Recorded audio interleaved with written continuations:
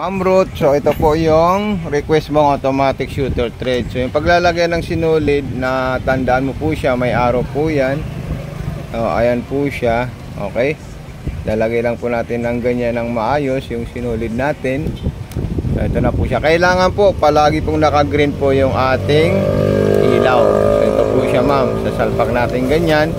So ayan po, then tingnan nyo po siya ma'am. Yun, automatic shooter na po siya ma'am.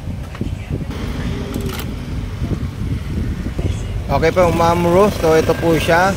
Basta yung paglalagay po nito ma'am, ayusin nyo po siya ma'am. Then ganyan po siya. Ayan. Okay, so kinat ko na po yung sinulid. So ilalagay nyo po ng ganito siya ma'am. Ayan. Then dahan-dahan mo lang po siya i-press. Kasi makikita nyo po yung shooter thread nya. Ito po yung shooter thread nya ma'am.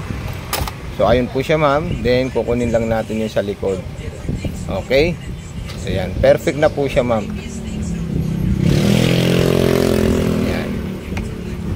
So ipapakain po natin sa kanya para makuha niya yung sinulid na isa sa ilalim. Ayan. So ayan po siya ma'am. Okay, perfect na po siya ma'am. Test natin ulit. Ayan.